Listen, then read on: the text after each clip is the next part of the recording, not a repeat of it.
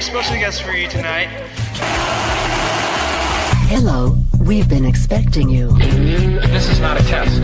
Your government and corporate overlords have implemented new measures for your own health and safety. We are just following orders. Everything is going to be fine. I'd like to introduce...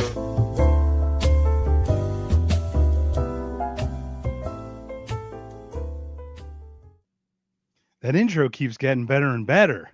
Welcome, everyone. A new If by Whiskey. First of all, we got Dan McKnight down here. We're going to get to Dan in just a second, but we got to get started early. First of all, Dan down there, he is the founder and CEO of Bring Our Troops Home. We're going to get to him in a second, but Jason, welcome, man. I am so excited that Dan joins us today, man.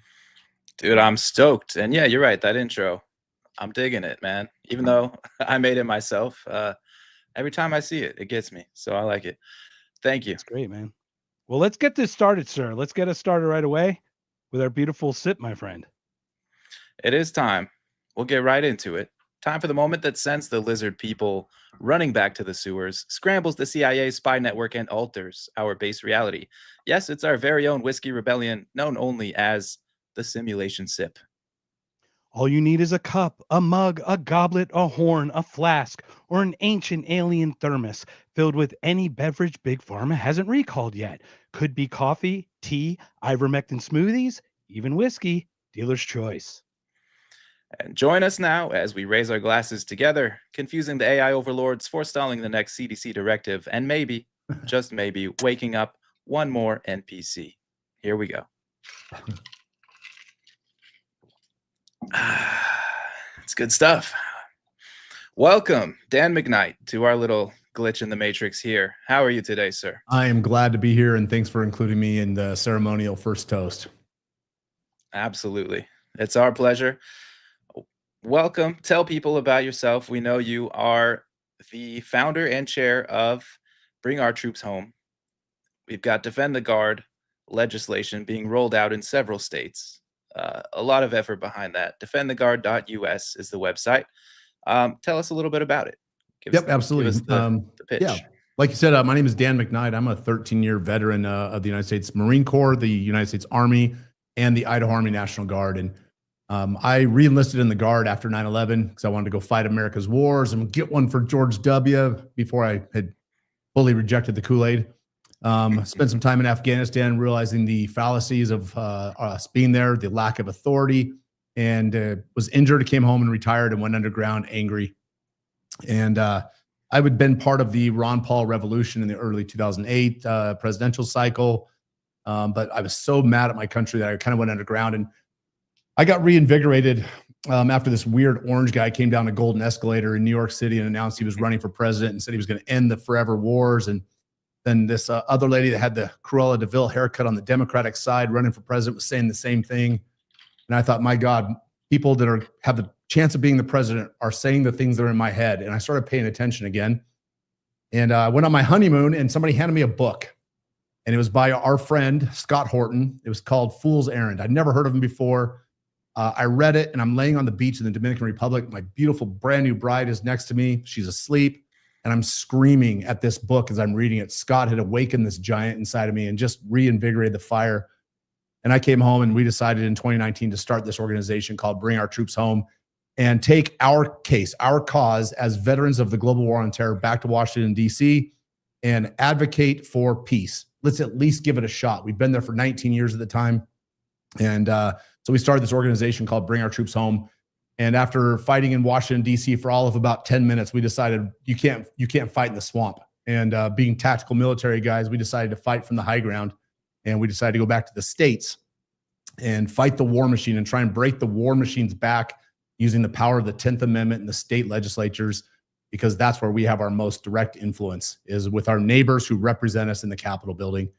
And the single event that kind of made us decide that this is why we're going back to the states was when we went to see our congressmen, our senators. We took 100 veterans back to DC with us for this effort, and made everybody go see their congressperson. And we sat in front of Liz Cheney and asked her what she could do to advocate for peace and bring us home from Afghanistan. And she looked us dead in the eye. She was the only one that told us the truth. And she said, as long as I'm in Washington, D.C., we are never coming home from Afghanistan. And that's why we decided to go fight in the States. And we found this piece of legislation written by the brilliant people at the 10th Amendment Center, Michael Bolden and Michael Meharry. And it had been pushed in a couple states. The Michael Bolton. The Michael Boltons now. There's like an Bolden. Michael Bolton, Bolden. Mike Bolton, and Michael Bolden, not Bolton, not the guy that got hit in the nose on a roller coaster. Okay. Yeah, different guy. Yeah. No, and Hey, there's Michael another Bolden. Dan McKnight. You have no idea. Looking you up is a very interesting thing with the military. Lieutenant Colonel from Black Hawk Down was Dan McKnight, and he's the guy that usually comes up. But I'm trying to overtake him from when you look up anti-war. I want to be the guy. But yeah, so we came back to the States and we found this legislation and we've picked it up as the national sponsors, and we are now pushing it. We've gotten over 30 states introduced. We've passed the Senate in Arizona 3 times, which is what we're going to talk about, I hope, tonight. We've passed the Idaho Senate. We've passed the New Hampshire House. We've passed the Virginia House of Delegates 99-0.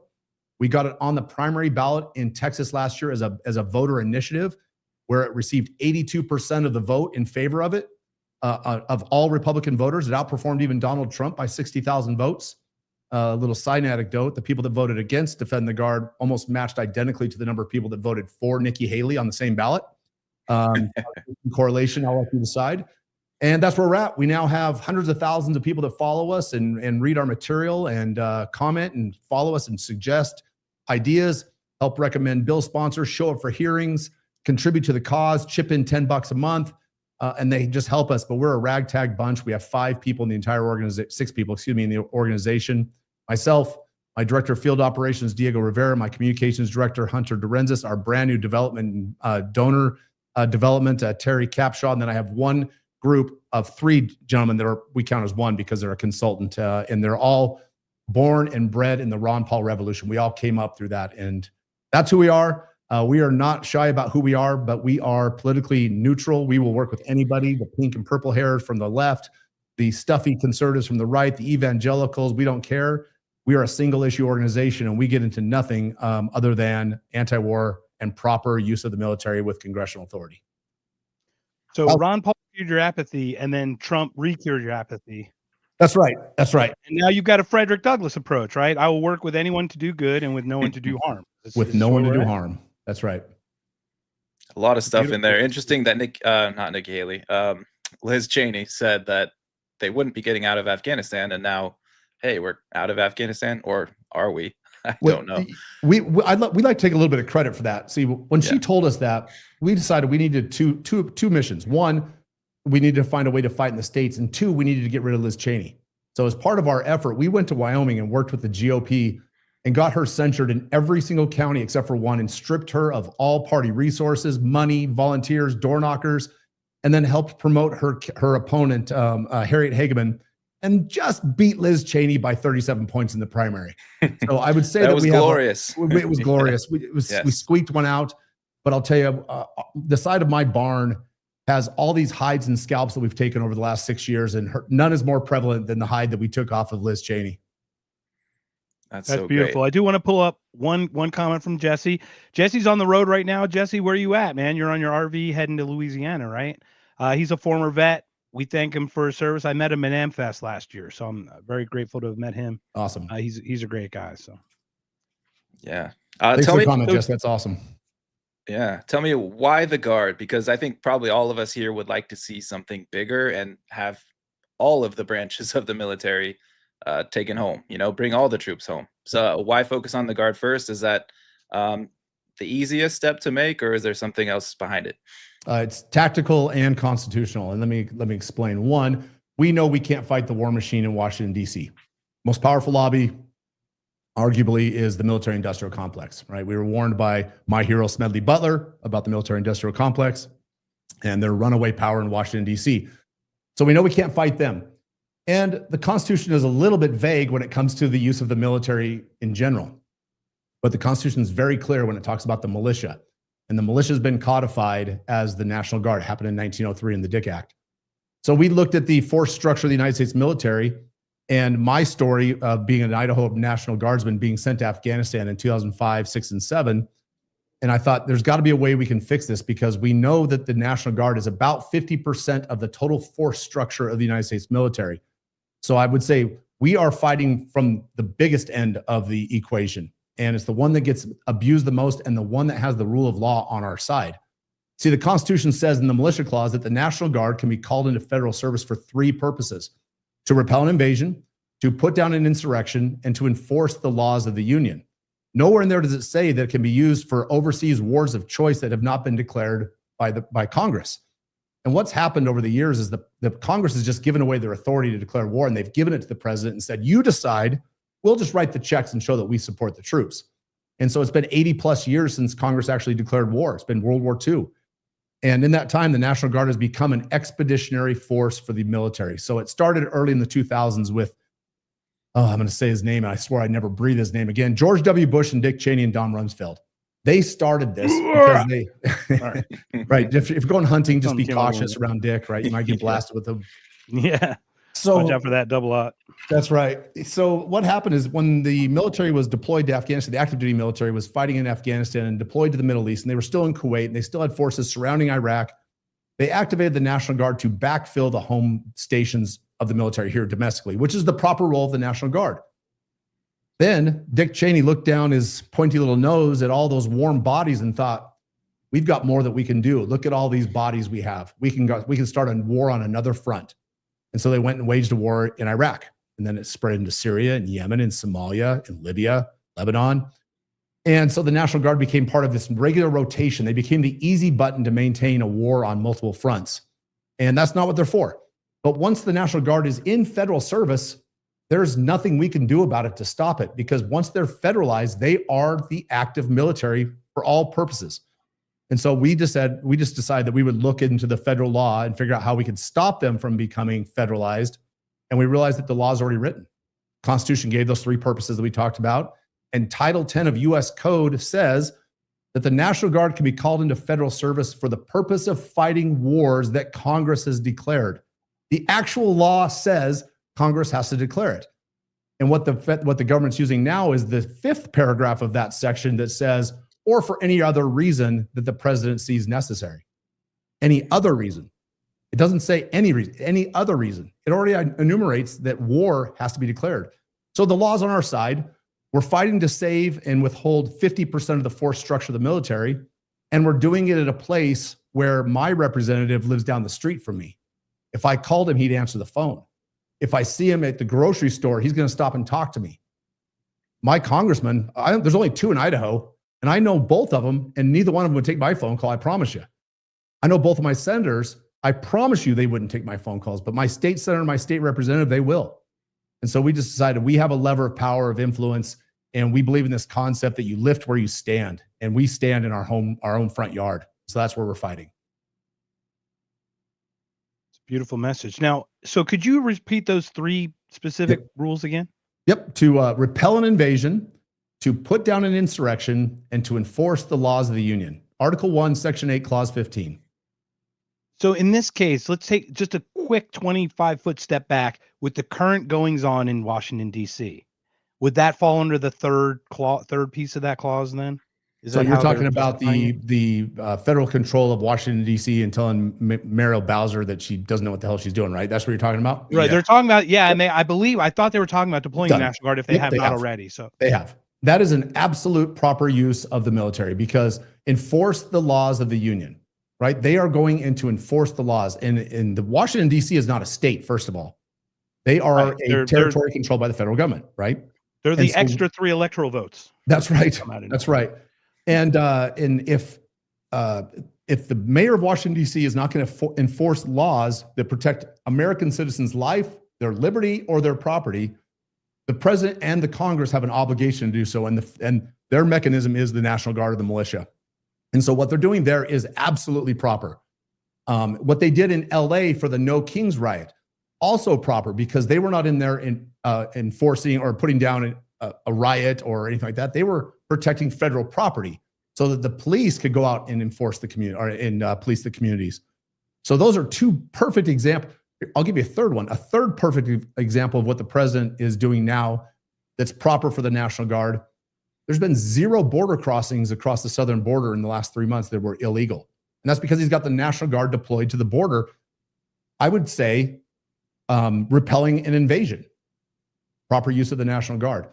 So in Arizona specifically, Katie Hobbs, Cartel Katie Hobbs, when we passed Defend the Guard last year, Another one. yeah. When we passed Defend the Guard through the Senate last year and it was about to go to the floor for a vote and would have been on her desk within a week, she got on a plane and flew to Oman. Now, imagine the Middle East. Oman is a coastal nation that sits just north of Yemen, shares a border with Yemen.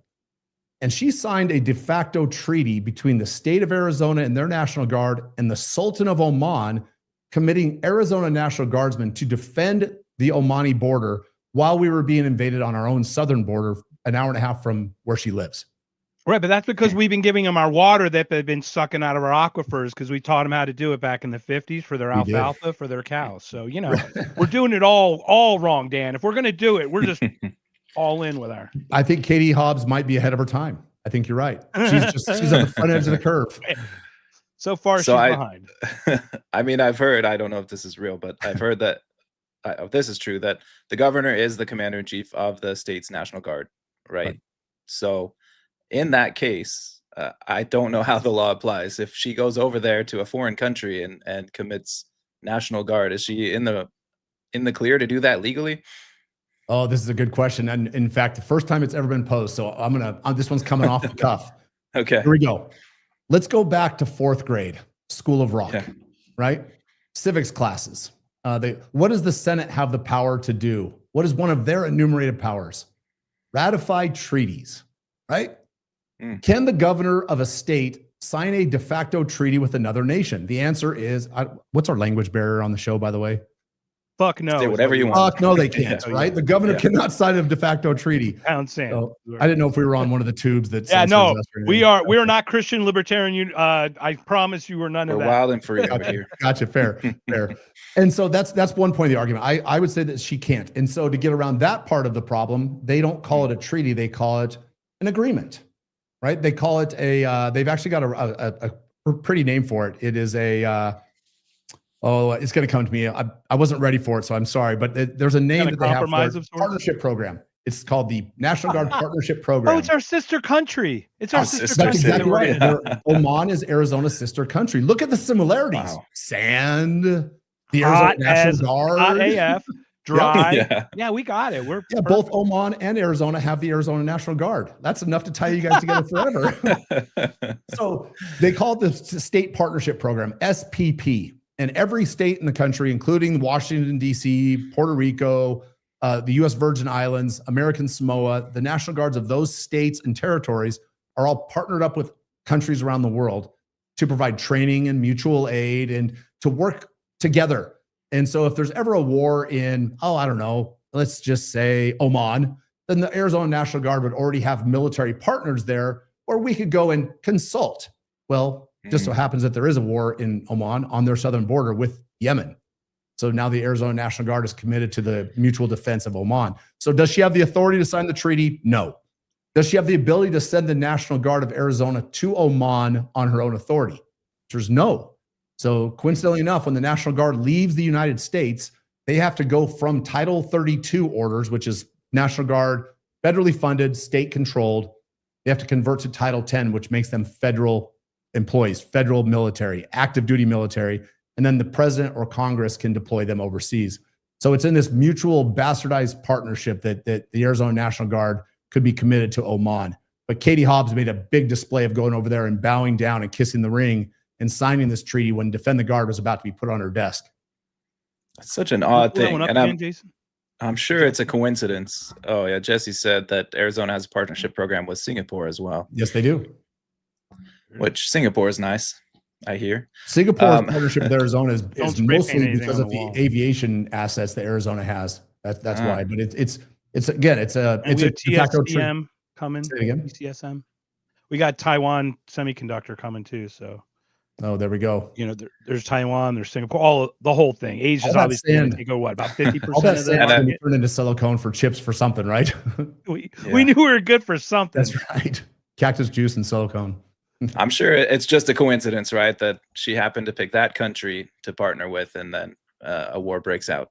I'll be truthful, and I'll give Katie Hobbs a little bit of grace here. I don't think she chose the country. I think it's part of the master globalist agenda of putting the United States military in every corner of the world. And she just happened to be up to bat when that one came about. That's I gotta what be I was honest. getting at. Yes. Yeah, well, I mean, we can talk Ducey whatever we want, but Hobbs was literally not, she wouldn't even debate. She would just disappear. She played the whole disappear Biden role. It worked. I have no idea how it worked here, but I think it's because we got this huge influx of Californians that just didn't have enough gas to make it to Texas or somewhere else. More. I'm glad they didn't make it to Idaho. Enough of they them just came got up here. stuck here, those sons of guns. But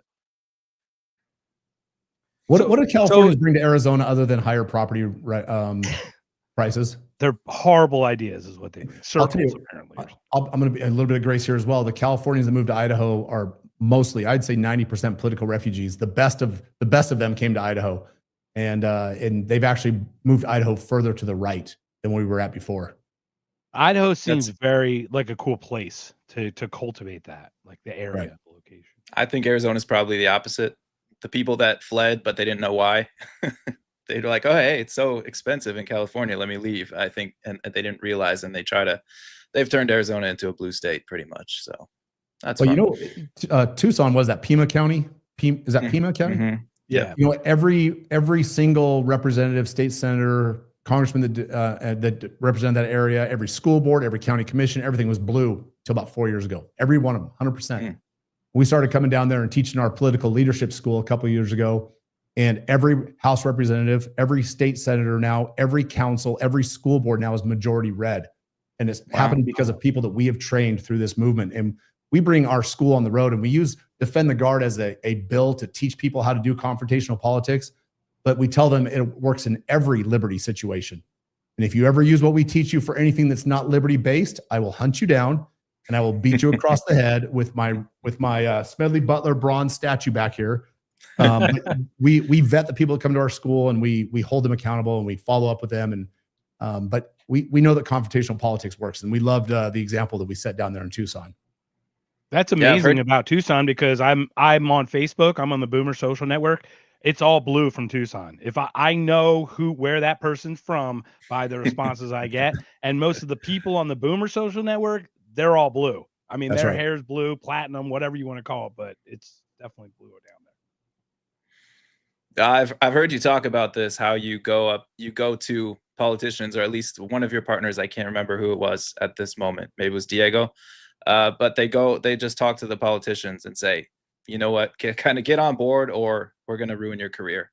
Can you tell us a little bit about that? Yeah. Scott Horton talks about this really well with Diego. So we got tired of trying to educate and win through narrative, right? Do either one of you have anybody in your family that doesn't agree with you 100% on politics? I do.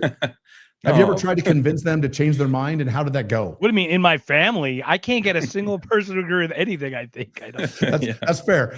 But if you can't convince your own blood to change their positions based on what you know to be true and gospel and deeply held beliefs, what makes us think we're going to change somebody that barely knows us? So we present Defend the Guard to them. We explain the constitutionality of it. We show them the data. We show them that veterans overwhelmingly support this, that over 70% of the veterans in Afghanistan and Iraq said the war wasn't worth it and it was a complete waste of time. We show them the data. We ask them where they stand. And if their answer is anything but fuck yes, they're a fuck no.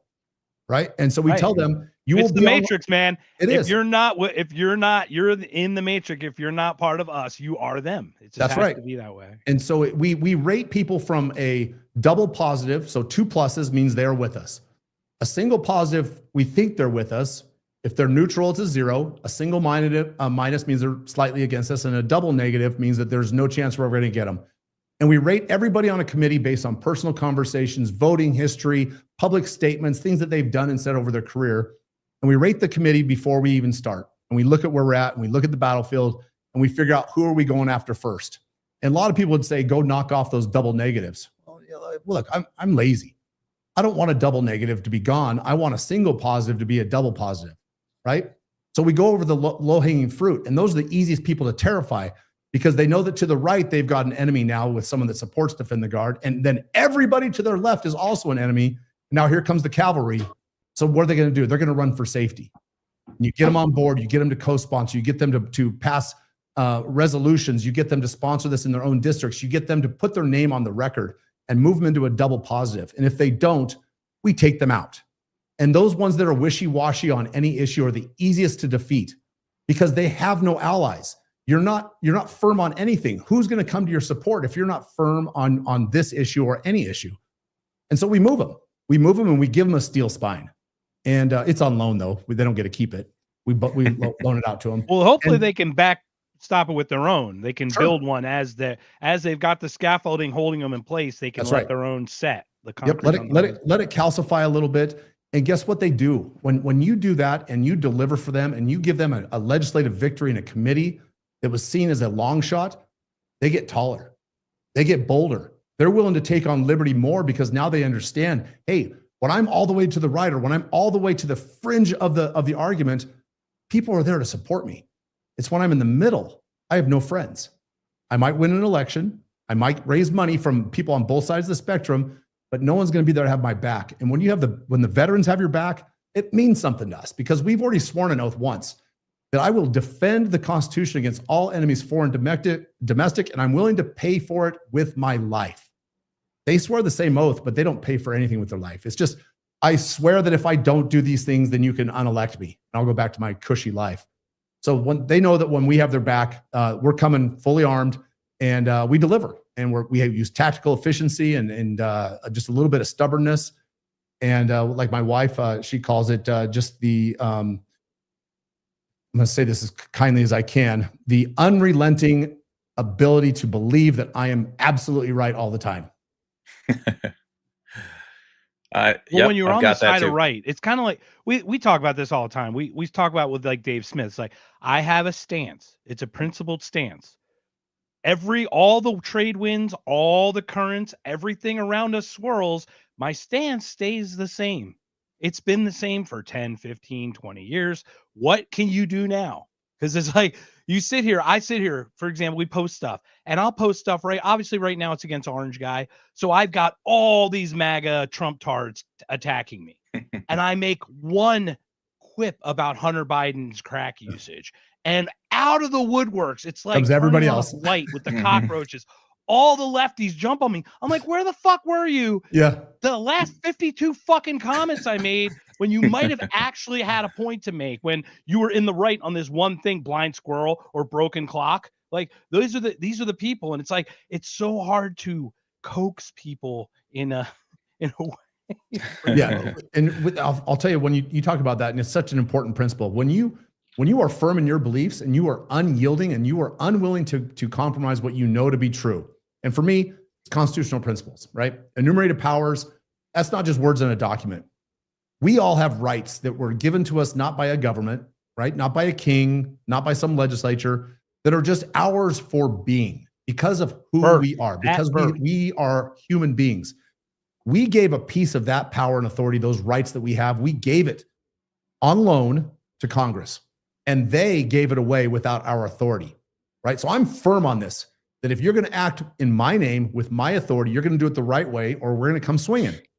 And when President Trump bombed Iran, it was a moment of truth for us, right? Because we have said that we believe in war powers, that Congress should declare war, that the president shouldn't have the authority to unilaterally change the state of our nation from one of peace to one of war.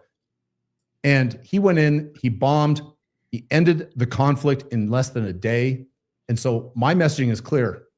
Mr. President, we are grateful that you didn't drag us into another forever war. I pray to God that you have the wisdom to. What's that? We don't know yet. We don't know yet. We don't know yet. So far. Things still drying. But yes, right. I agree with you. But yeah. And we simply said, we're grateful you didn't drag us into another war, but you didn't have the authority to do what you did. And so thank you and shame on you. Now, the reason we took that approach is because most of our people in our organization are right of center. I don't want to alienate all of our supporters by coming out swinging at Orange Man, even though he deserved it. So we do it tactfully because there's a rule in politics that people need to learn. And a lot of people don't understand it. You never treat your friends like you would treat your enemies, right? If an ally makes a mistake, you put your arm around them, you talk to them. In fact, when I used to coach high school football, I was really good at this, taking the referee when he make a bad call, and I'd lean over at him and I'd be like, hey, you fucked that one up. And I'd say it quietly so just him and I could hear it. I said, I don't want to yell at you in front of everyone here and in front of my players, but you got that one wrong. And I'd really appreciate you little more attention and care. Your job's important. Get out there, pat him on the butt, and send him back onto the field. Now, if that was Biden, first of all, I would have been yelling at a wall because he's just a bag He of would have mush. shit his pants if He you pat him would on have the pooped his butt. pants before the conversation started. And so where we find ourselves more politically aligned with somebody, you can't beat them the way you beat your obvious enemies. You have to beat them and love them, and it's like raising a teenager. And so we can do that and still be consistent in our message that we believe in the enumerated powers in the Constitution. And this is what I find so interesting is the issue that I find is I think it's Congress being a bunch of pussies for not having the balls to put their name behind killing people. That's what it is. They don't want to have their voting record, because I remember some Iraq thing that Obama wasn't even in the Senate. It was some motion, and Hillary obviously voted for it. And that's what, that's really what allowed Obama to be like, I didn't vote for that. And she's like, shit. So like these people have zero backbone. How do we recapture that? How do we capture Masseyism or Masseydom in others? I guess. Masseyism. It's a word. We'll go with it. So you're right. Congress has abdicated their authority, and there's 535 people in that fight, right? So 535, and we can name two that we align with on this, right? Massey and Rand, right? Even people that I respect, like Chip Roy, he's voted for every continuing resolution that keeps the military in the Middle East that's been brought up. He's one that I've been oddly on the fences. Like I align with him on certain core things, and then some you're just like, that was off. Yeah, I'm the same way with your governor's candidate, Andy Biggs. I like him on some things, but you got to remember when he was the president of the Senate in Arizona, he's the one that brought in Obamacare in the dark of night without a vote. So Andy Biggs, even when it comes to immigration and right-leaning America First policies, he's there with us. Well, you got to remember the Wayback Machine doesn't forget, right? And so you're right. Congress is the one that has screwed this up. And the reason we don't fight 535 people at once is because the same thing. I can't affect any senator from any other state than my own. I can't change the way anybody else does it. I can't change the fact that all of the people that voted for the authorization of use of military force for Afghanistan and Iraq, 90% of them are no longer serving anymore. They just keep carrying this thing on and nobody owns it. So who do you fight? Who do you fight? Congress controls the purse strings, so their only way out now would be to cut funding for the military, which no one's going to do. They're not going to do it. It would be political suicide. They just added 150 billion just alone in the big beautiful bill to Pentagon, and the ICE of 100-some billion through 2029. This is they're going the completely opposite direction. Yeah, the military budget's now over $1 trillion, which is just bananas. And so that's why you're right. Congress has screwed this up. The president's easy to take the pop shots at, but the actual place where you have to focus your energy is in the states. We use the people on the national stage as nothing more than a target to get people riled up to deliver the message. No one's paying attention to my state senator. I promise you. Nobody in Arizona even knows who he is, even though he's a champion of freedom. I promise you, nobody knows him. So if I talked about C. Scott Grow in Arizona or in Idaho, you wouldn't even know who I'm talking about. But if I talk about Pete Hegseth, Donald Trump, J.D. Vance, hey, all of a sudden people are listening. Absolutely. So we're going to do a quick reset. We've got Dan McKnight, CEO and founder of Bring Our Troops Home and defendtheguard.us. Jason, we've got Justin that just came on. There's some great questions we got in the chat here, Dan. Love for you to jump on there if you could. Yep. That'd be great. Thanks. This is not a question. Dan's the man. Thank you, Ty. Justin said, there's no perfect candidate. Should we hold our politicians or candidates to an impossible standard? And if so, how's there any hope of a way forward with that ideology held? I'm not sure exactly what he's getting at. Oh, we lost you. Oh, they're cut out again, Jason. I keep hitting that button. It's the NSA. They're after me, man. That's right. Deep state. It's a new mic, man. You got to get the feels down. Well, anyways, you mind if I jump on that answer? Yeah, please. Absolutely. Yeah, please. Here's the thing.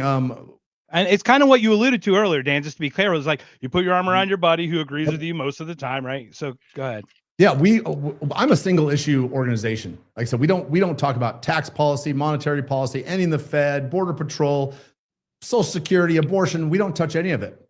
I'm a single issue person, and our fight is against the people that are currently in office. So I don't really focus too much on candidates. Once in a while, we'll find a good one to primary somebody, but there's going to be nobody that's perfect. And so what you do is you find the guy that's 1% better than the last guy. And if that guy's good enough, you support them. If you find somebody that's 5% better, you throw some support behind them. If you find somebody that is aligned with you 99% of the time, you wind them up, you give them money, you knock doors for them, and you send them on their way. And then you hold them accountable, because the first time somebody that you support screws up, you have to hold them accountable. You do it gently the first time. The second time you swing a little bit bigger club. And the third time you withhold support and money. And nothing hurts a politician more than when people that love them or loved them at one time and gave them money and supported them have withdrawn it, and they're telling the entire world about it. Yeah. That's Absolutely. definitely the way to go. Yeah. There was another question. I think, let me pull that one up. You want to get that one, Jason? I don't know if that one had any kind of teeth to it, but I saw something about rights. I am not sure, again, what this was in reference to, but how do we have those rights? If they're inherently human rights, they're not granted by government powers, then shouldn't we have them without enforcement, protected rights? And I think our argument is that we do, that we're born with these inherent human rights, and that we have them by birth, not by you telling us that we have them. Yeah, I agree with that statement, actually, that we shouldn't need the Second Amendment. Shouldn't need it. But we do, because our founding fathers knew that there would be these cretins that would come along that would eventually try to do things for the good of society and the general masses and protect those people.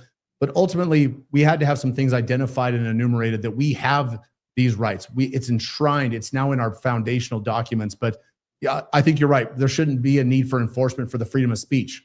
We shouldn't need a law protecting us from having soldiers living in our homes. My favorite amendment, by the way. By the way, anybody, if you have any troops living in your home against your will, if you're quartering any enemy troops, there's a law firm. I saw this advertising that is volunteering to sponsor and to defend your rights against illegal quartering of soldiers. I believe it was actually it was a non-player character on one of the video games my son was playing, that there was an advertisement on a billboard in the game. It was so brilliant. Wow. Chinese spy law firm, something Wong. That's right. Something Wong. Oh my God. But that's great. I mean, just to play into what you're doing, the legislation that you're into is the Constitution already. It is the law. It's just not being followed. So I know you're taking it to the state level, and that's some way to kind of get some enforcement. But I mean, if it's already in the Constitution and they're not following it, how does adding an extra law on top of that help? Awesome. This is a great question also, babe. You're 2 for 2 here.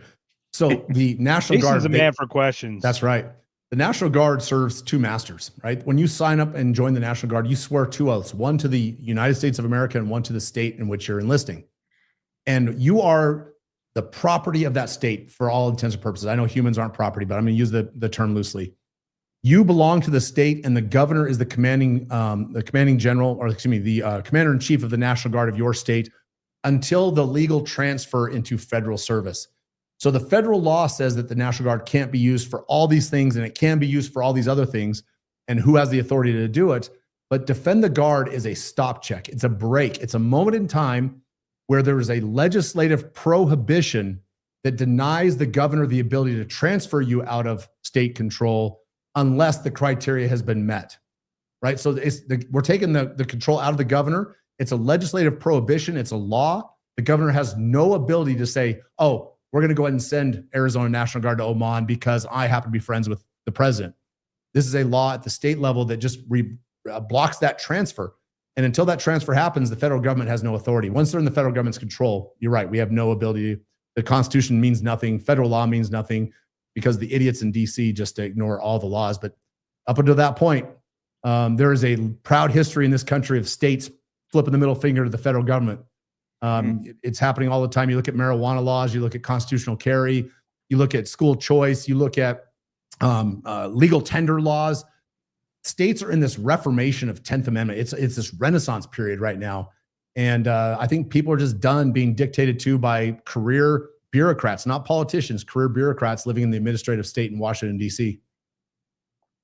Yeah, and I love this as kind of a precedent-setting thing. I know other things have happened, but something as big as the military, this really sends a message and says, hey, we're not going to give you the soldiers you want to continue these forever wars. So I love it for that reason too. And I love the laser focus of it. First of all, once again, everybody, we're here with Dan McKnight, Defend the Guard, Bring Our Troops Home. There's a website. Log on to there and complete that form. Talk to your people. Talk to your local senators and representative, your state, and your governors and everybody. But basically, I love the laser focus here because you're not getting deterred from the BS that like manufacturers are concerned to get into it in the first place. Right. So, for example, my story is this: I'm 1990. I've got my driver's permit. I turned 16 in September 1990. Kuwait happens in the spring, right? Yep. Well, all that stuff happens. Gas prices, guys, they skyrocket from 99 cents to $1.49. Stop Skyrocket the press. price. Stop the press. I mean, whoo, man. So I'm this kid driving some shit box stick shift, barely getting through, and I'm spending 50% more than I paid, a month ago for gas and barely getting through and all that. And I had a t-shirt that had read, I was in the Eagle Scouts back in the day and all that. I had a t-shirt that read, "Hey Saddam, this scud's for you." It was like an old like t-shirt, Yep, this blood's for you, kind yep. of thing, right? Yeah. So we made these with our Troop Scout. We were selling them and handing them out on corners and everything. So I'm 17. I graduate high school in 89 or 92. And I'm like, I'm going to enlist in the National Guard. I go to Embry-Riddle Aeronautical University. So I'm like, I'm going to go to National Guard. I passed the fat test. I was a fat kid. I was a fat fuck back in the day. So somehow I got through that 2.5 hour physical. I had a real bad car accident at 13. My legs 3/4 inch shorter. They failed me on the last guy. I could even do the duck walk, the crawl. I was deflated as a child. My heart was broken because they had manufactured this desire for bloodlust to go into another country, and it wasn't to destroy anyone. No one ever sold kill innocent people. They hate us for our freedom, and we're going to impose our freedom if by golly it kills us or something. You'll be greeted as liberators. Greeted as liberators, the biggest lie. It is unbelievable how much and how easy at 15, 16, 17, this is why they get you at these ages. This is why they get you here. So I get through. Thank goodness in hindsight that I failed that physical, because I don't know where I'd be. I have no idea where I'd be. And looking back on that, and just I'm heartbroken in a completely different way. I'm heartbroken that the government lied to me to get me there in the first place. But all that said, I just love how you are focused. Like, let's work on the law, because the stuff that I just brought up, that distracts you from your purpose. You know what I mean? How do you keep that noise from really playing in? Because it's so easy to get upset about the stuff on the fringe. No, I think it's actually really important, because the fight it's not a single focus fight. We have a single objective, but we've started this fight from an emotional standpoint. We went to Washington, D.C. to tell our stories about the human cost of war. And I actually, the book from Scott Horton was my kind of spark. But the thing that made me actually get up and take that first step was my buddy from the National Guard went back for his 7th combat deployment. 7th. And I said, you know what? Every time old Jimbo comes back, he's different. He's a shell. He is not the same person. And every time he leaves a civilian job behind that somebody backfills and holds his job for a year while he's gone. And then when he comes home, he displaces them. And there was this accordion effect on the economy. And I said, there's a bunch of shit. We got to stop this. So it was Jim's going back for his 7th deployment that gave me the emotional fuel that I needed. And we went and told all of our stories. Everybody we went to DC with were guys that were just battered. Our bodies were destroyed. We all had beards. We had that look in our eye like, who do we trust? But we found community. And we would go to we started getting these hearings in the state legislatures, and we would go there and attack with emotion, with stories, the human cost, the human element. And the members of the committee would sit there with teary-eyed and listen to the stories. And then a general would be there to testify against us. And a general would walk up with his chest full of ribbons, 2 stars on his collar, and he'd sit down and he'd be like, these are all emotional stories, but this is what they signed up to do. This is what they signed up. They were warriors. They knew what they were doing. They wanted to go to war.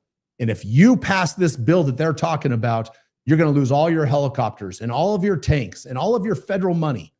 And so the emotional argument never carried weight. We could never get it through a committee. And that's when we started studying and started modeling our enemies. If they want to use fallacies and if they want to use stories and they want to pry on people's emotions to fiscal issues, we were going to dismiss that and we were going to discredit it, and then we were going to use the law.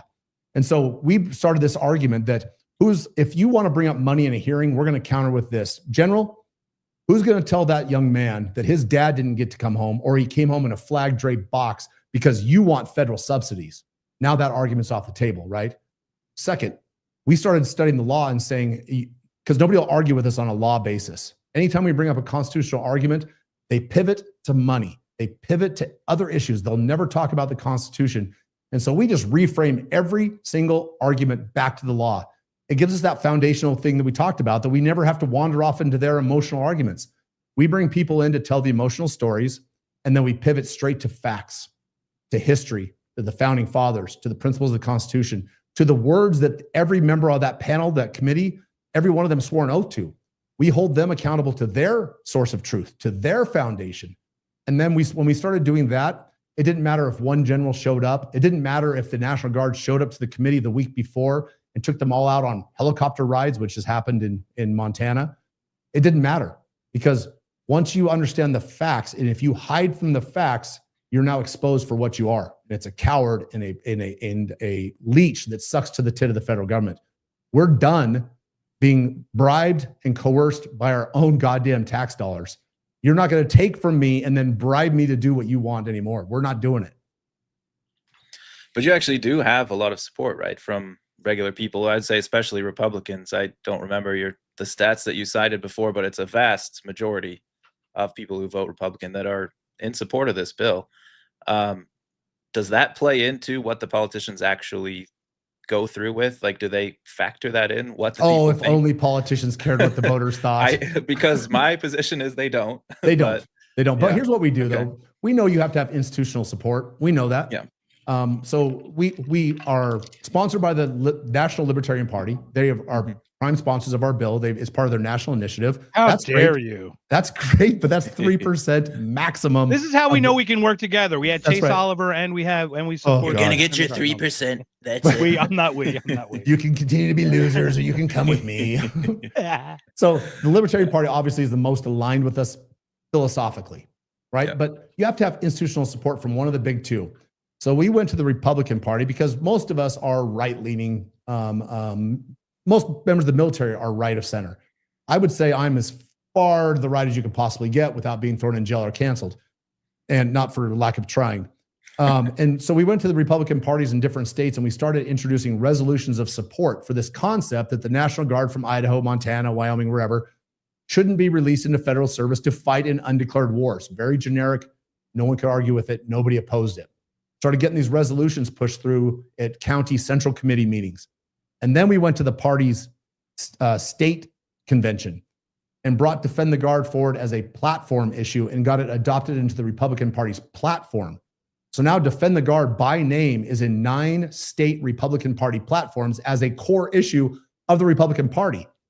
We're talking the party of Lindsey Graham, the party of Mitch McConnell, the party of Dan Crenshaw. The party of ladybugs. I got me my ladybugs. I see you know my friend Lindsey. And so we are changing the politics inside the Republican Party, not to something that they never were before, but to what they were before the Trotskyite neocons came to the Republican Party and found safe haven. So we're returning the party to what it was. Now you look at the other side, the Democrats.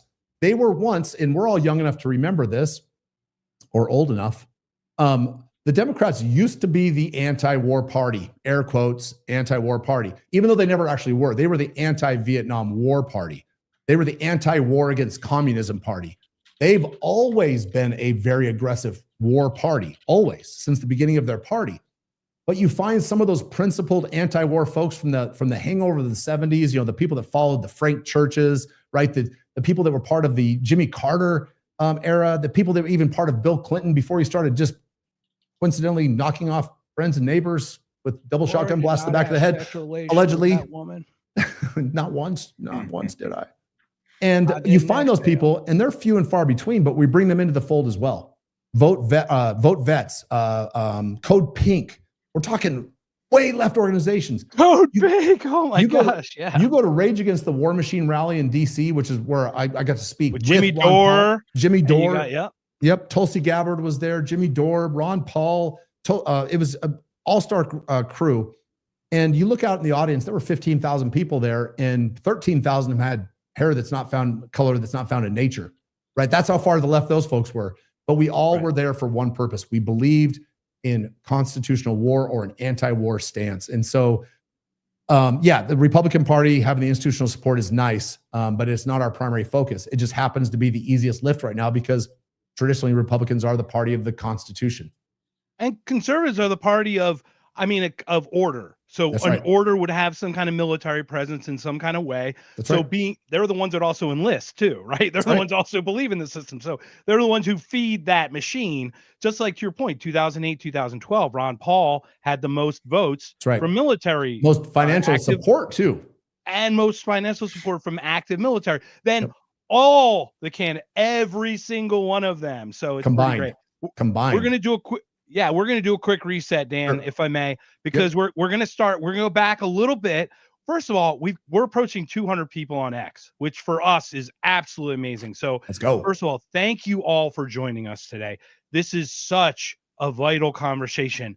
There are at least 50 National Guards of which I'm aware, at least 50 of them that I'm aware of. So this is very important in the United States of America. You might even have one in your state. I know it sounds crazy. So really important, but let's go back. Terry had a question. I think we covered it, but it is very vital. We'd love to share. Let's get back to brass tacks. I want to get into the National Guard here. Let's answer this question first. Jason, if you don't mind taking the question away, and then we'll go that. And then I have a quick point, and then I have another question to follow up, if I may. Our buddy Free would like to ask Dan, what are the acceptable uses of the National Guard? Yep, absolutely. And I'd love to answer this one again because it's the foundation of our argument. The National Guard, which is the militia of the states, has been codified in 1903 as such, serves three purposes as found in Article 1, Section 8, Clause 15, the Militia Clause. And those are to repel an invasion, to put down an insurrection, and to enforce the laws of the Union. Now, one thing I always like to be careful about, I am not saying that the National Guard should not fight and win America's wars. They absolutely should. If you look in the Constitution, there is no clause calling for a standing army.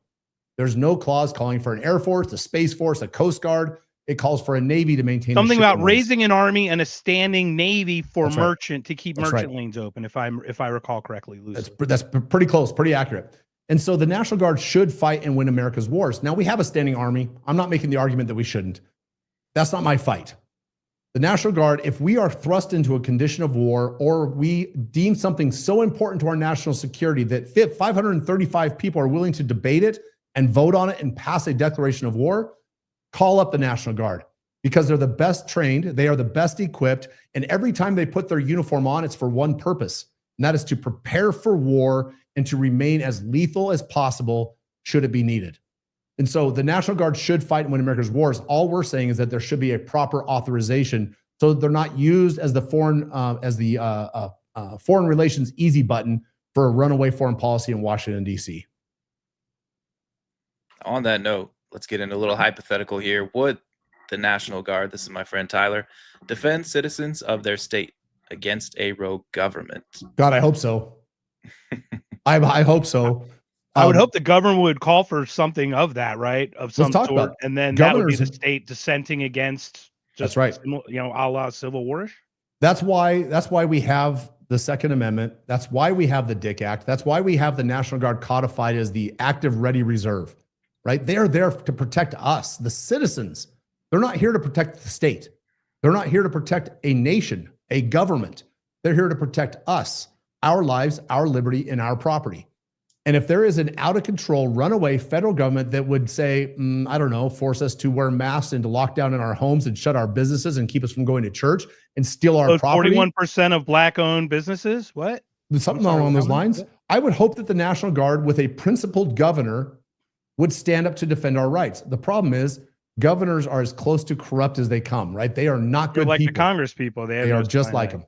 And they're pre-presidents, right? They're just trying to run the that's right. part. They are beholden a little bit to the federal tit. And you look at how much money has been passed through the states. And I'm going to take a little bit of responsibility from this, being from Idaho. We are the ones that passed our United States Senator, Dirk Kempthorne, in the 90s. I think it was 90s. It's your damn potatoes, Dan. It's the fucking potatoes, man. Is it Gates up there? What's going on?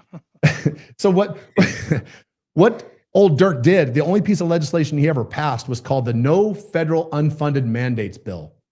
And he thought, this is a great way to keep the federal government out of the states. We're going to tell the federal government, they can't tell us what to do. They can't tell us to raise the drinking age, the voting age, the smoking age, unless helmets, they pay seatbelts, for something, unless they pay for it.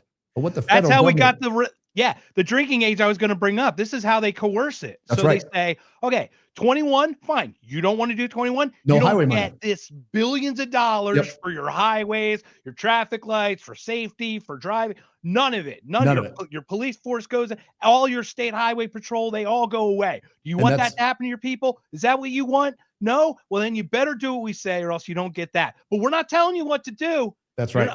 You're not forced to do it. It's not unconstitutional. That's exactly what happened with the bill. The good intentions of the bill is that the states would be free from coercion from the federal government. But what the federal government did, which is what they always do, because they weaponized it and they turned it around and they said this: if we give you the money, you have to do what we say.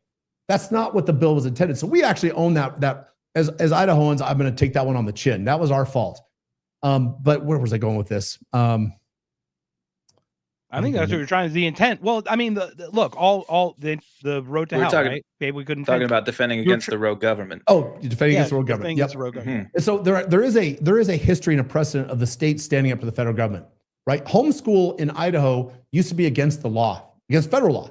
In fact, there's a book written, and I've got a picture. I've got the book on one of my shelves out in the office. A picture of a homeschooler being drug away by the federal police and U.S. Marshals because they dared to homeschool their kids. This is in my lifetime. This was about 35, 40 years ago. The state of Idaho, as the further we've gotten to the right, we've reclaimed that right to educate our own children and, raise and nurture them and set forth their path on life as we see fit. And we've wrestled back that control to educate our kids in the way that we see fit. And our state stood up and said, no more. We don't want federal marshals coming to Idaho to arrest homeschool parents. You look at Montana, they were dangling billions of dollars in front of them to change their drinking age, or they were going to withhold airport money. And the Montana governor said, fuck you, we're going to do it anyway. We're going to do it our way. And the money came anyway. In Idaho, another example, our governor, Cecil Landris, a Democrat, said, you will not put nuclear waste on rail cars and ship it into Idaho to be buried in the desert in southeastern Idaho. Put the National Guard on the border to stop the trains. There is a history of governors standing up. Could have used that in Palestine. Hell yes, right? So the problem is those governors are few and far between. Those governors are, instead we have governors like, what's his name up in Minnesota, the vice presidential guy, the clown. Sure, you betcha. Wacky waving inflatable arm, waving two man. I'm a man. I can change an engine, and I coach football, and I don't seem like a girl at all. I don't let my wife push me around like anything. That's the typical governor. That's the sackcloth that they're cut from. So or the Gavin. That's the problem. Yeah, we know they're not good people, but even if they were, it's kind of it would put you in a tough spot because these encroachments don't just come like one huge thing at one time. It's chipping away a little bit at a time. So it's like, well, all right, is that worth going to war over? I don't know. So I can understand why it would be difficult for these people to not push back, even if they had the inclination to do so. That's right. And I think many of them do have the inclination. They just don't have the balls to do it. And that's why we're taking it away from them. We don't need their balls. I need their pen, right? Sign the bill. We're going to make it a legislative prohibition. So you don't have a choice. We're going to give you a big set of brass balls. Should get an auto pen for those people. Allegedly. So Ty has a good question here. It is about Tulsi. I don't know if you had your thoughts about the speech of Ron Paul thing. I do have a quick thought about that, Dan, if you want to talk about it. But basically, we don't want to detract from, once again, this message, because we do want to get a little bit deeper. So if you'd like to just touch on that, what maybe Tulsi's visit to Ron Paul's barbecue, because I saw her coming, and at the beginning, I was jazzed. And in the time that I was jazzed and the time she got there, she was not the same person I remember that was joining us for the thing. But this was Ron Paul's event. This wasn't my event. It wasn't my job. We were there for Ron Paul. It was the most amazing thing. She was there for 2 seconds, in and out, seemed so sad and somber. I don't even know, but love to get your thoughts on that, but also how her little shift happened. You know, you've been in the politics of it. So Tulsi is one of the early endorsers of Defend the Guard. She's a National Guard officer, lieutenant colonel. Her dad, Mike Gabbard, is a state senator in Hawaii, and he was one of the very first Democrats to sponsor Defend the Guard. Tulsi, she has seen the human cost of war. I know in her heart of hearts that she is with us on most things. I think she's a little more hawkish than any of us really believe, but I think she was at the Ron Paul birthday for one reason. I think she sees herself as the heir apparent to the liberty movement. I really do. I think that she was there. I do. And, and I think we have to be careful. I think Tulsi is fantastic on most things. I am not quite sure where I wouldn't put her there. What's that? I'd fight that. And I'm nobody. I would just be a wedge to get in the way. I just be behind her while somebody pushed.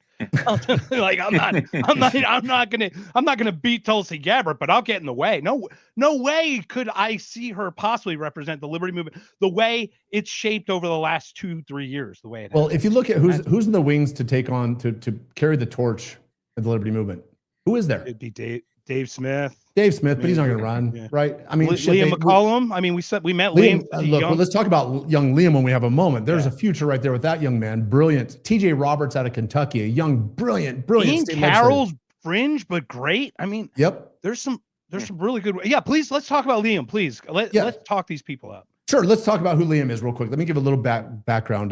When Liam was 17 years old, he signed up for a high school civics class from a public school teacher named Lee Deming. And in Lee's classroom, when Liam walked in, was a picture of Abraham Lincoln on the board, and it said "Worst President Ever?" ? And Liam thought, "Am I in public school? What's going on here?" Right? For those that don't understand, yes, there is a belief that Abraham Lincoln was the worst president ever because he suspended habeas corpus. He took our nation into war. Whatever the cause, there's a sound argument, and it's a brilliant debate. Not my topic, though. I think our audience will know at least top 3. Right. Presidents. Yeah. And if I may, Dan, I did a quick one. Joel did jump on the chat. So Joel, Infinite Zeal, welcome. We did a Lincoln episode. Awesome. I apologize, Joel. I did not meet Thomas DeLorenzo this weekend. I thought he was going to be there. I just didn't know exactly who to look for. I got so caught up in talking to you, Dan, and so many others. But anyway, I will get back to that. Follow Thomas DeLorenzo writes the greatest books about Lincoln's reality.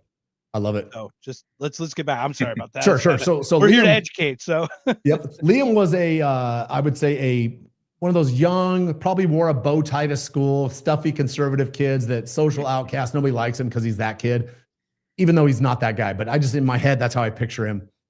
And he came to school and asked Lee Deming what he thought about Ben Shapiro. And Lee looked at him and he goes, "Shapiro's fine, but you should check out Tom Woods."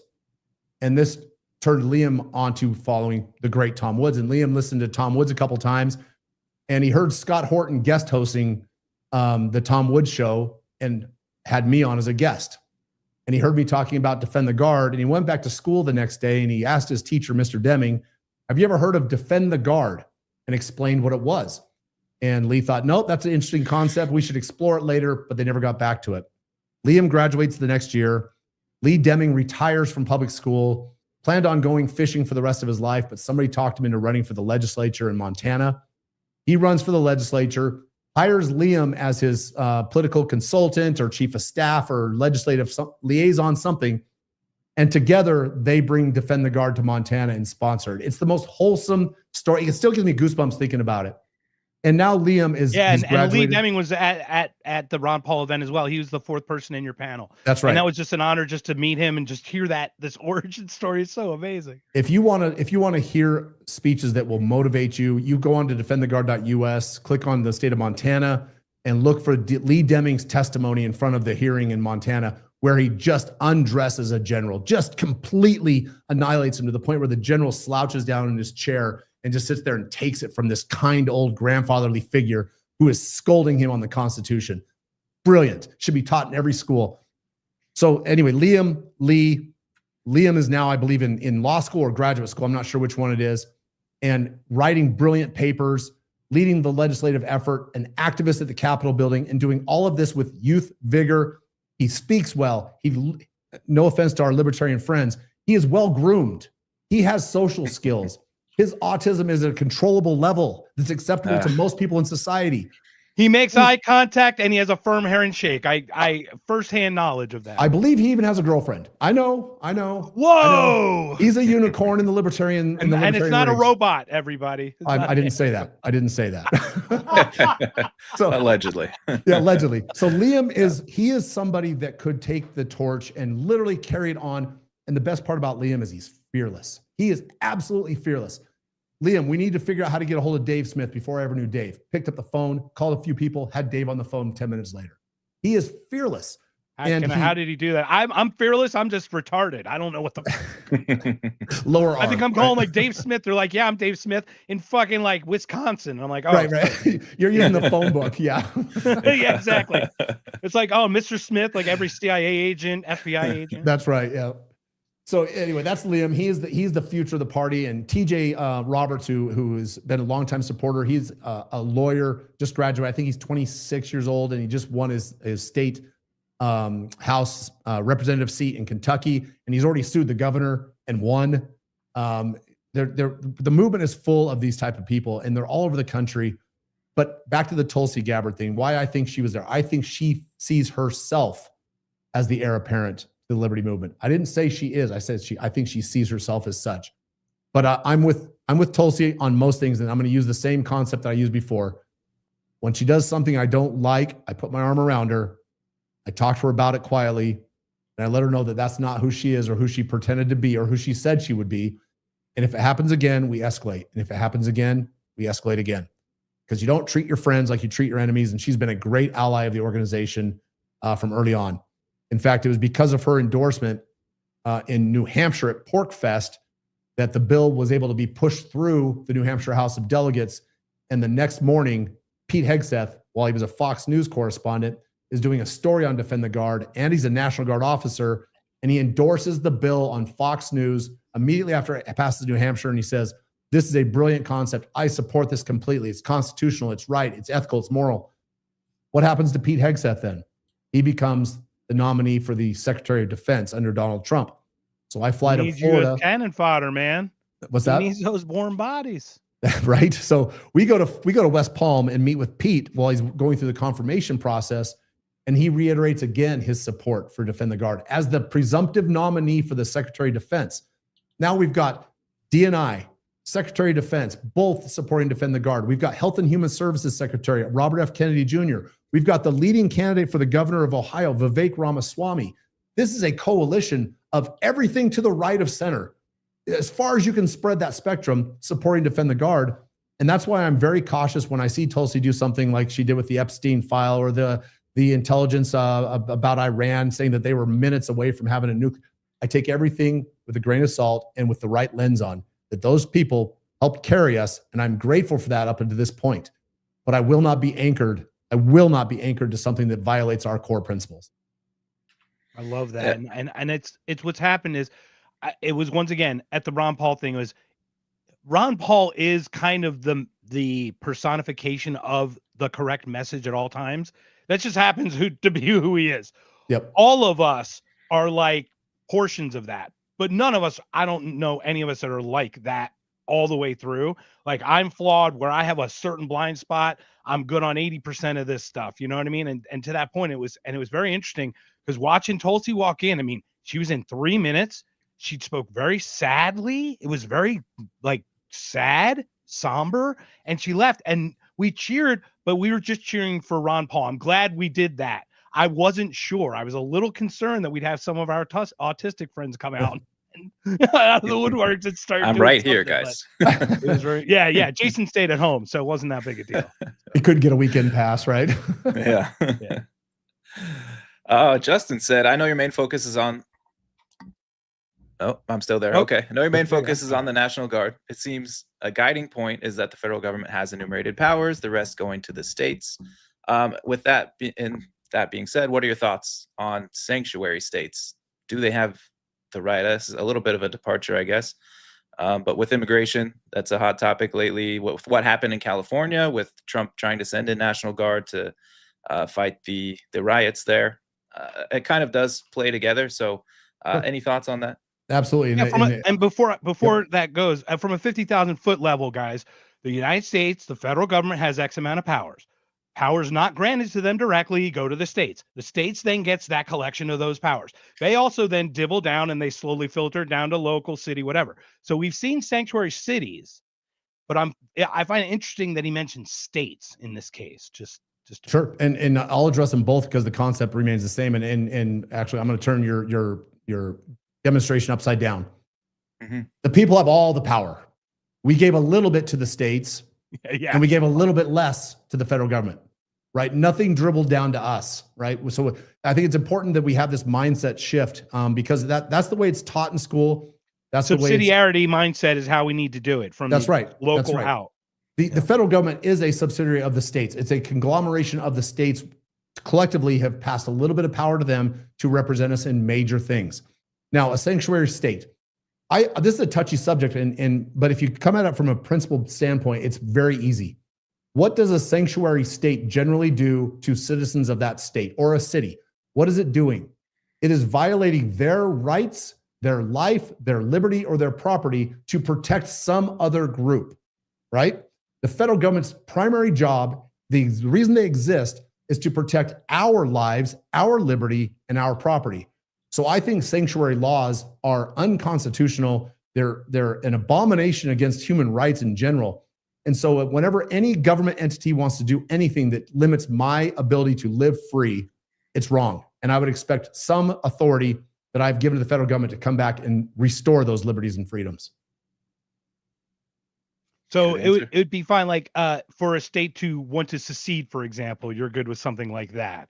But a sanctuary in this way, right? Is that kind of what you're saying? Is that? Yeah, I'm saying the sanctuary for, like, let's say sanctuary city for illegal immigrants. Right. Like we've seen in New York and LA and how it's blown up in our faces. Yep. Do the citizens of New York City, the American citizens with that birthright, that freedom, do they have less of a right because of the sanctuary status? I would argue that they do. Right? Yeah, because so they're infringed upon by having this. That's right.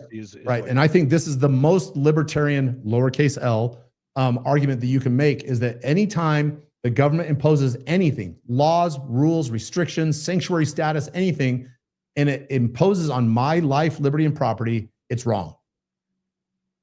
That's awesome. And Justin loves your answer, so thank you for that. Once again, Ty did mention the answer. That Ty, I will speak about Tulsi. Tulsi's a very interesting character. Once again, she's like the Lex Friedman of politicians to me. I have no idea why, but like I get this amazingness, and you're just drawn, and then it like shakes you back into this reality for a second, and then it kind of pulls you back. It's very, I don't know how to explain it. I had the same fascination with when I studied Ronald Reagan, who was my hero in the 80s. I had this beautiful fascination. And we're going to have the Making Reagan guy, the guy who wrote Making Reagan. We're going to get him on from Freedom Fest at one point. Jason and I are going to read the book, and he and I spoke, but I'm trying to get him on. So I got to do a Liam McCullum. Yeah. So we have a great Ronald Reagan. Yeah, we have a great love affair with Ronald Reagan. But if we look at some of the stuff that he did, ultimately, you know, his what's it called? Sanctuary bill, when he let millions of immigrants become asylum. Yeah, asylum. Thank you. In 85, 86, right? Yeah. Yep. You look at that, and maybe Reagan wasn't as liberty minded as we think. No, I'm not gonna. He was my hero. He shaped my family's lives in the 80s. We fought in the Reagan Revolution. My parents were poll workers and election workers, and came up in the right to work movement because of Ronald Reagan. Charlton Heston, these giants of Hollywood that came conservative political leaders, were mentioned with very reverent tones in my house. In fact, Charlton Heston was in my home as a child. Heston. I remember that. So Charlton Heston, by the way, came to Idaho to support right to work, an anti-union bill, while he was the president of the Screen Actors Guild. Right? Wow. Yeah, and Arizona's a right to work state as well. That's right. It's interesting. And once again, Ronald Reagan had that great speech in the 60s, that black and white speech, and you're like, oh my gosh, he's telling us what's going to happen. And he had the great ideas. But once again, then we get into the system. Yep. And we think it's got to be pushed another way. There's got to be outside forces, right? That's why, I had this, like I said, strange love affair with Reagan when I still look back with those rose-colored lenses. And I have the same problem with Trump. Is he does so many things that I like, that I do have the rose-colored lenses on when he does something I don't like. And he's likable. Very likable. Who doesn't like a 78-year-old that can drive 300 yards on the golf course? I mean, that doesn't make fun, that makes fun of Rosie O'Donnell in a way that I would have done in my high school locker room. The guy's likable, right? Yeah. That's what makes it tough, right? That's why politicians are so good at that. That's right. Yeah. And with Reagan, you can't discount, ending the Soviet Union, ending Soviet communism without a hot war. So that's pretty amazing. And then Bush went 1 inch east when he said he wouldn't, and then we did the whole thing. Niet means niet. All right. All right. So now we are 298 people on the X. Amazing. First of all, thank you, Dan, for joining us. This conversation is so enlightening. We're here as long as you're welcome to stay. As long as I got another 15 I've minutes. got a couple more questions. Yeah. It's time to get into the nuts and bolts of this thing with Arizona, because I think this is something Jason and I can do as a side thing as we continue our growth here with the Liberty just voices that we have. We can this is a big part of ours, because I was a grade A neocon.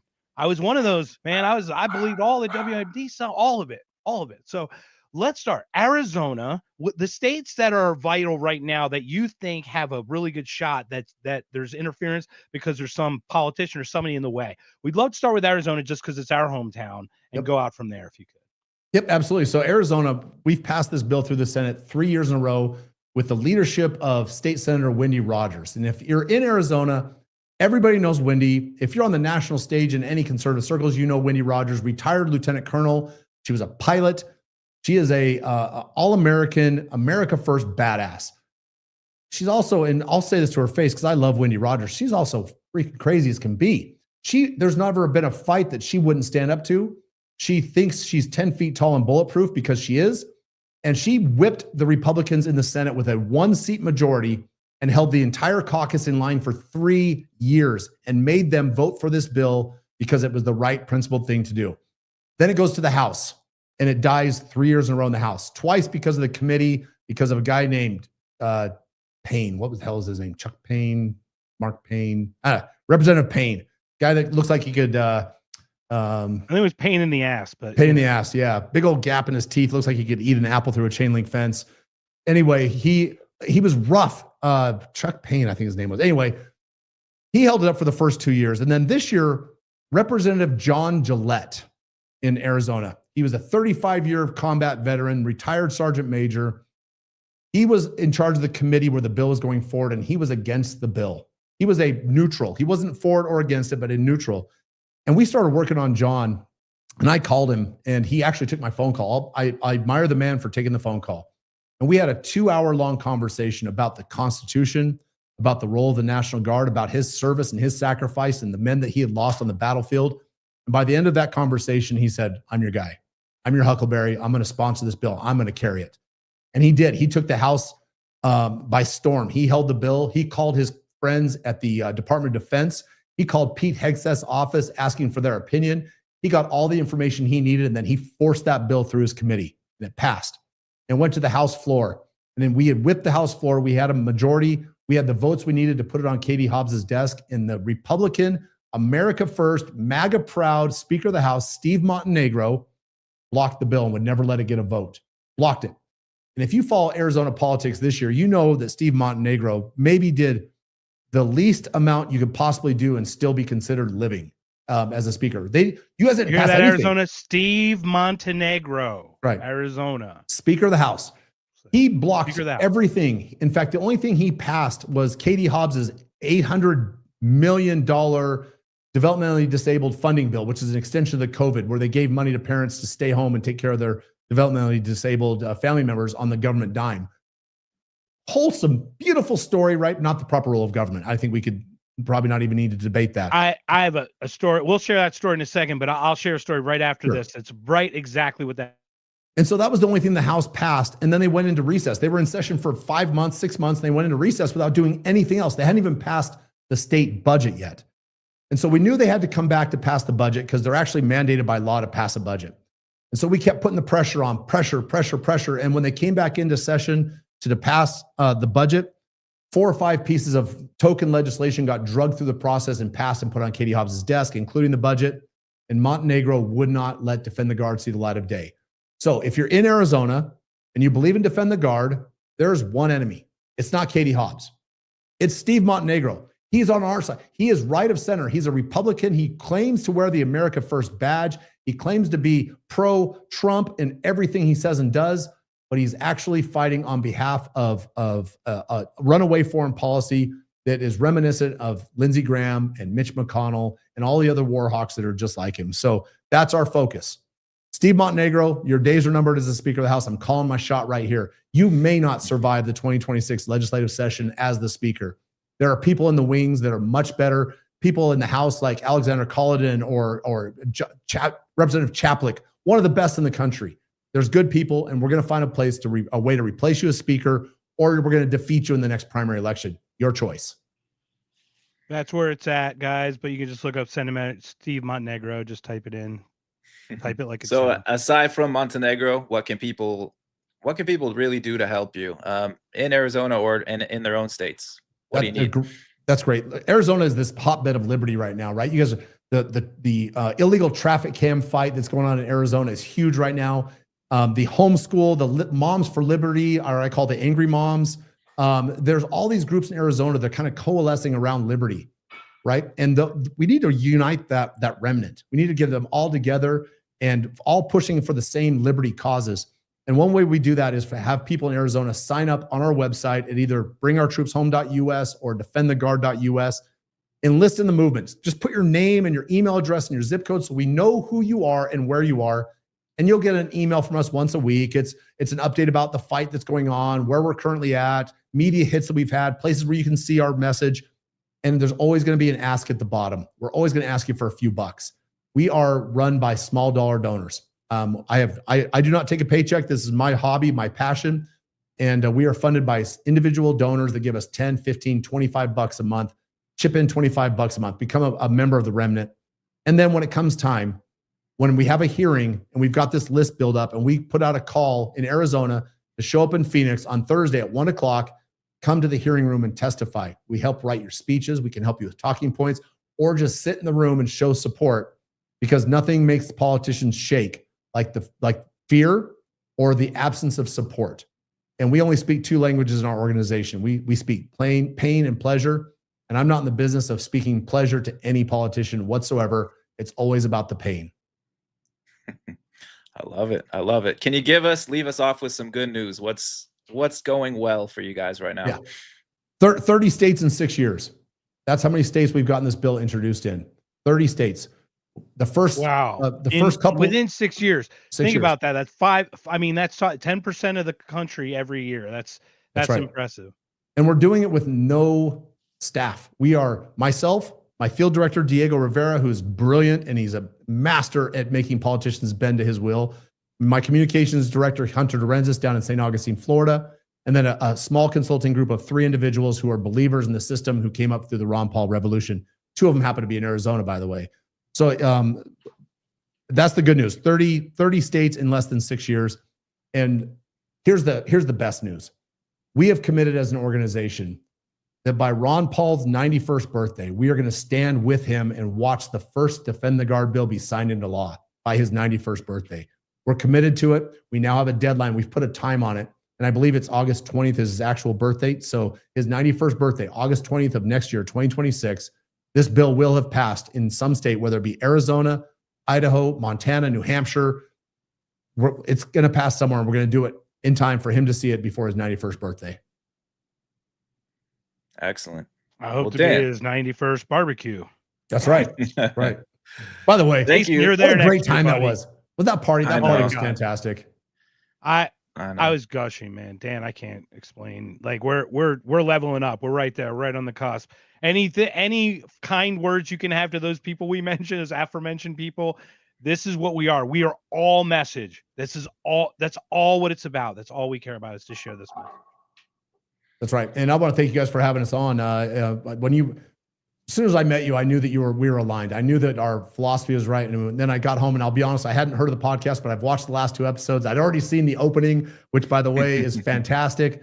And These are the important outlets. We are the media. We don't need MSNBC, Fox News, ABC. We don't need them anymore because when they have a big night, they have 500,000 viewers. Dave Smith is getting 500,000 viewers on every single episode he does. Scott Horton with his 6,000 plus interviews he's and done. on Piers, who's like amping it to millions. It is unbelievable. Yep. And what these people keep coming at him with, I think I can keep using the same talking points that have not worked for the last 300 versus principled stances. Mm-hmm. It's unbelievable watching an Alex Berenson. Once again, we talk message versus people. What the fuck happened to him in 3 weeks? Amazing. Like that dude was all COVID. Like he was one of the COVID kings. And he comes out of that and then he COVIDs Dave. Oh, the museum curator calls it anti-Semitism. Right. So we got to call it anti-Semitism. But Fauci, fuck him and his authority. Yeah, you look at Douglas Murray. What kind of hypocrisy. Yeah, And Douglas Murray tried to do the same Paul. thing to Dave. Douglas Murray tried to use that same argument to Dave. Have you even 100. been there? Come on, you pompous motherfucker. Neverbeancoffee.com is ours, by the way, Dan. What is it? We're working on it. Neverbeancoffee.com. Never BEA. Brilliant. We're working on it. We're gonna try to make an If by Whiskey brand. We're just there. We're leveling up. So please share us. Yep. But look, there are over 300 people here. This message is what I knew would drive this today. It is all message, and I'm just so grateful. So thank you for your service. Could you share the story about the satellite phone? Because Jason and I listened to it a couple times, because I listened to it at Horton when he filled in for Tom Woods 4 years ago. We listened to it over the Ron Paul thing, but that story, I think everyone would love to hear live. Yeah. I think that would just be great for our audience. So I thank you so much. You bet. This is how our organization started. So when I was in Afghanistan in 2005, we were there. It was the Idaho Army National Guard. We'd been activated and we were put on Title 10 active duty orders, and we were with the 10th Mountain Division out of Fort Drum, New York, and the 82nd Airborne Division out of Fort Bragg, two storied active duty military organizations.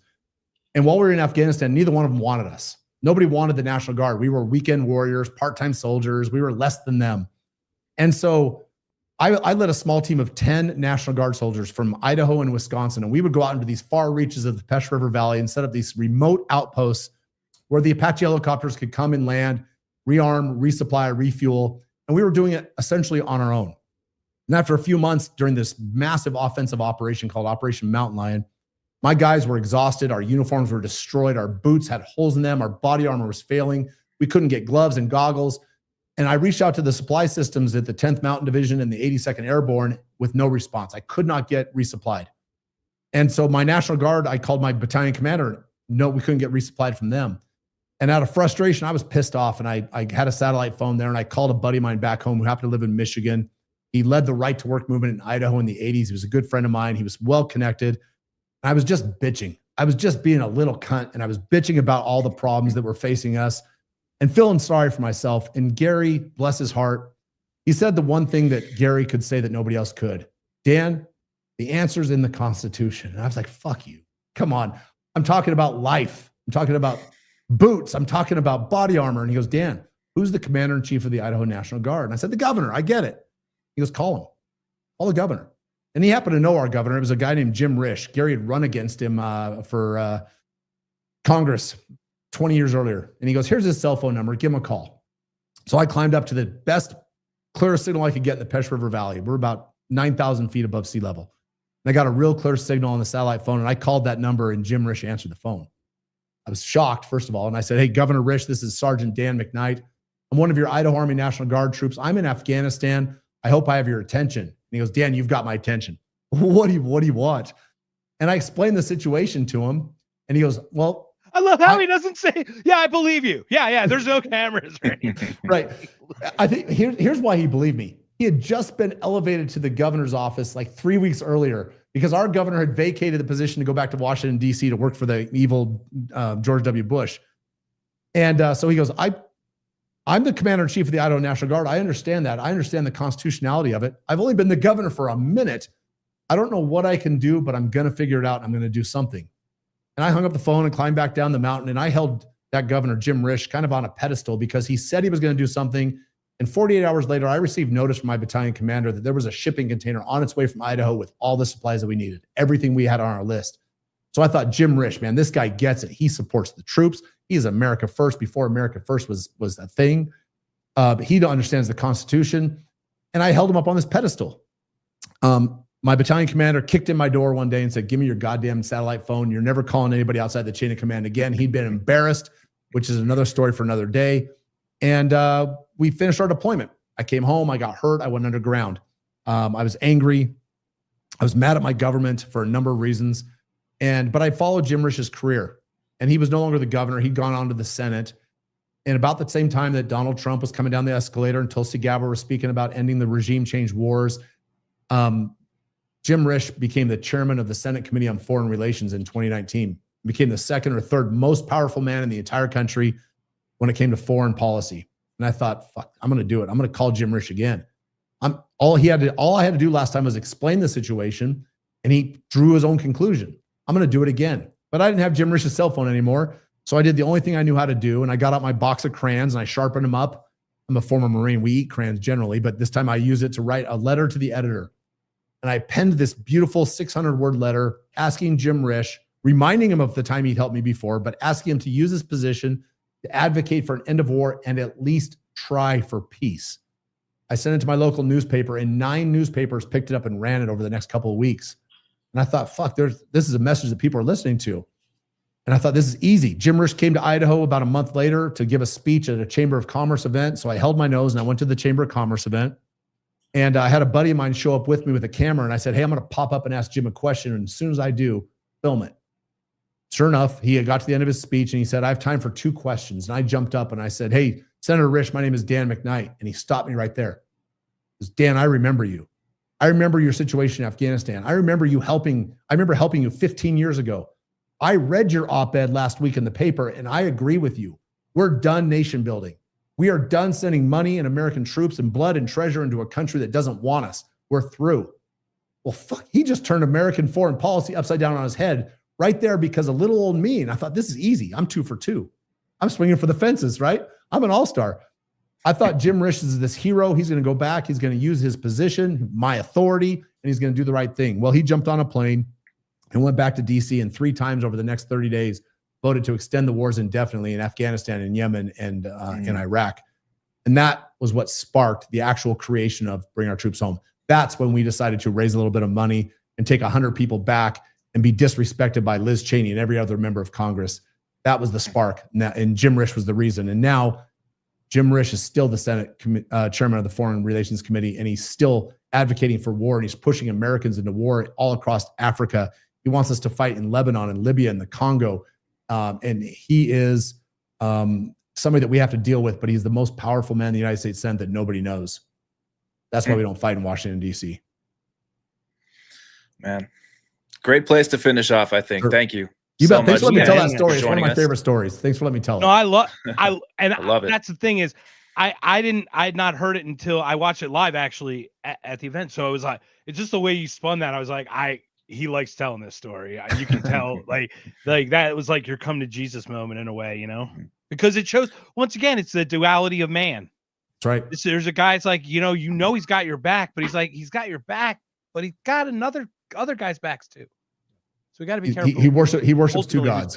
Yep. Right. Yeah. So we got to be careful. But I think it is people out, hub and spoke, all that good stuff. Subsidiarity is a really great way to live. So do we have any comments, Jason? Anything scrolling through before we call it? I think we're good. Everybody go check out defendtheguard.us. Help our buddy Dan out. It's a very important cause. Probably the most important thing that we've talked about that you can actually do something about. So please go check it out.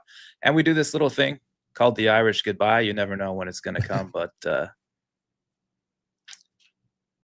it's been too long since I've cared. I keep the pain inside my head, but this reckless life of a bandit will surely take me to my grave. I've got my iron